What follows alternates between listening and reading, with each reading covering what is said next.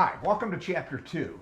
Chapter 2, we start getting into the meat of the problem, and that is all covered in Part 1. In Part 1, and that's Chapter 1, 2, 3, and 4, I introduced what I call the grand conspiracy. The things that conspire against you and all of us every time we think and spend or look at things, and it involves anything to do with economics, finance, or money, how our bodies react, how we react, and to be very candid, why it often doesn't end up real well.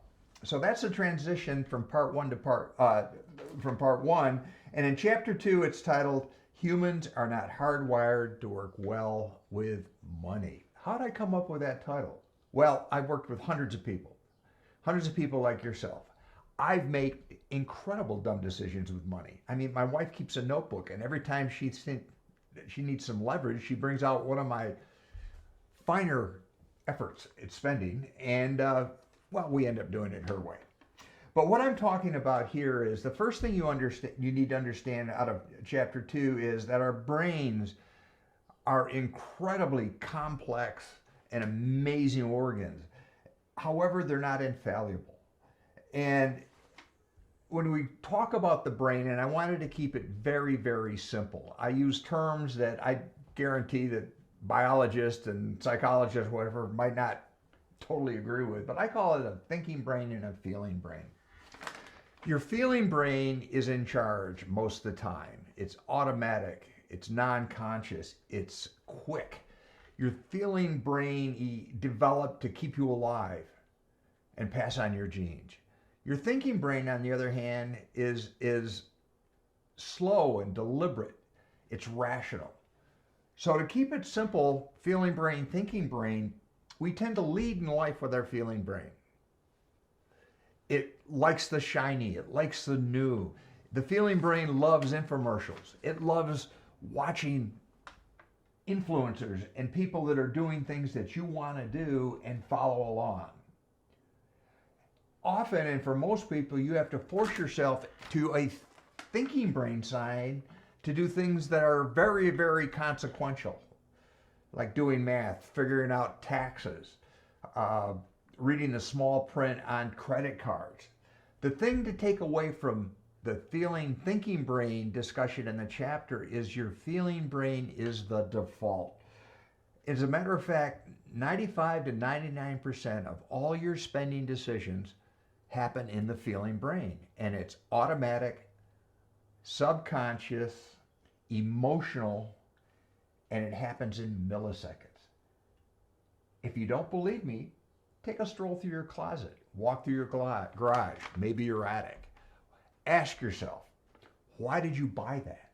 What was I thinking? Why do you always shop at the same store? Why do you always buy the same stuff?